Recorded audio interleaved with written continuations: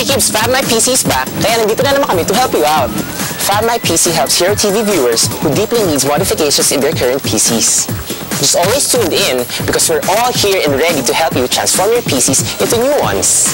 One of our lucky winners is Alisa Bianca Cos, second-year high school student from Tondo, Manila. Ano nga ba problema ni Alisa sa kanyang computer? Well, samahan niyo ako at alamin natin. Well, this is the house, so let's go!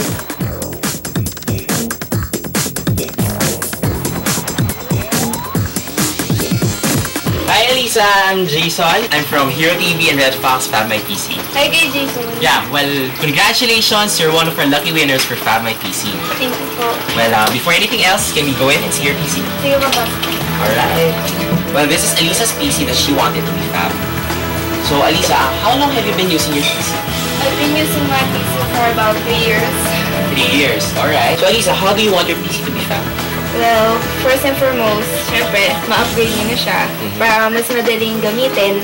And then, kung pwede, maging color blue siya. And so, ang gusto na kasi ng brother ko is magkaroon ng Street Fighter. So, I guess, having Street Fighter and favorite anime ko, Inuyasha. So, what are the current problems of your PC? One is, mahirap mag-download. Matagal siya. Kaya ayun, kahit na magre-research, ang tagal. Mahirap. Okay. How would Hero TV and Red Fox Fab My PC would be of help to you? One is, syempre, mas mapapadali yung pag-research. And another thing is, mas gaganda siya, syempre. Yeah. So, let's see how Hero TV and Red Fox would fab Alisa's PC. Well, sa pagbabalik namin dito, dala na namin ang bagong PC ni Alisa. So, Alisa, excited ka na ba? Syempre naman. Alright, let's go! Okay, let's go.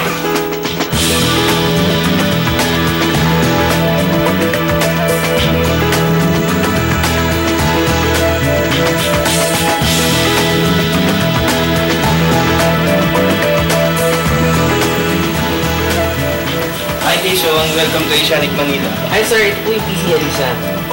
Dito po tayo tumiputin. Alright?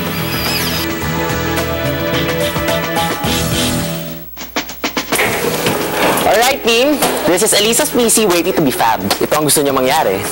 Hi, my name is Alisa Biancos. I'm 13 years old and I'm in the second year high school.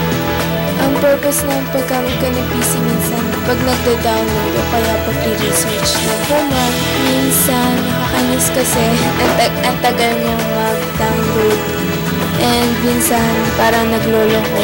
So, aside from yung appearance, gusto ko rin siyang parang ma-upgrade para mas masaya siyang gamitin. Sa computer namin, mas gusto ko yung color na blue at kung pwede yung dedicated kasi para sa brother ko, gusto niya yung Street Fighter.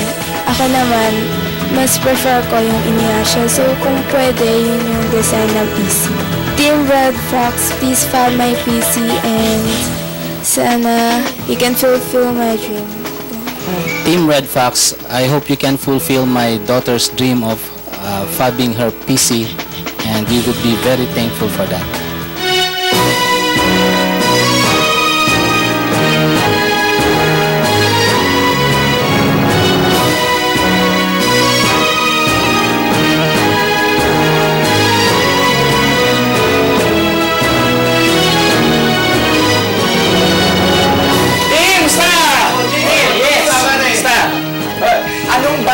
Sa PC ni Alisa.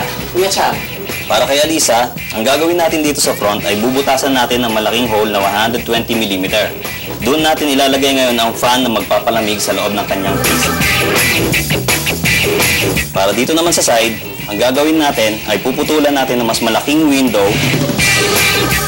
at dyan ay kakabitan natin ng material na acrylic na mukhang glass. Dito naman sa top ay bubutasan natin ng 120mm at lalagyan ng fan na magiging exhaust. Galing ah!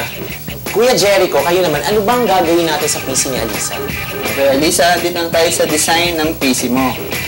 Ngayon, itong button, ililipat natin dito sa upper portion para magkaroon ng space sa bilog na gagawin na blower ni Cham para lumamig yung PC mo. Ngayon, dito sa lower portion naman, magkakaroon tayo ng sticker, yung favorite mga anime ng Street Fighter. Dito siya sa lower portion para maganda ang dating. Ngayon, ang napili mong kulay, blue. Lahat ng parts gagawin natin blue. CPU, monitor, mouse, at keyboard.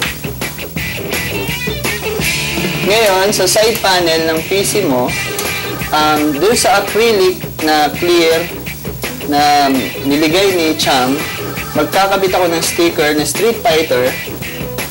Transparent siya para kita mo yung ilaw at ganda ng PC mo habang gumagawa ka ng project or anything. Ngayon, dito sa monitor mo, magkakat din ako ng sticker dito sa lower part ng Street Fighter para maging uniform yung PC system mo. Magliligay din ako ng logo ng sticker ng Street Fighter para talagang mapahiyaw ka sa ganda. And syempre, si Kuya Jeff, ano bang gagawin natin sa PC ni Alisa? So kids, nakita niyo na yung design ni Cham tsaka ni Kuya Jerry. Ngayon naman, titingnan natin kung ano mga kailangan palitan sa loob. So ngayon, makikita natin meron siyang lumang single core na processor. Papalitan natin yan ng bagong mga AMD dual core na processor. Tsak, mabilis to. Ngayon naman, memory. Yung luma niyang memory, hina.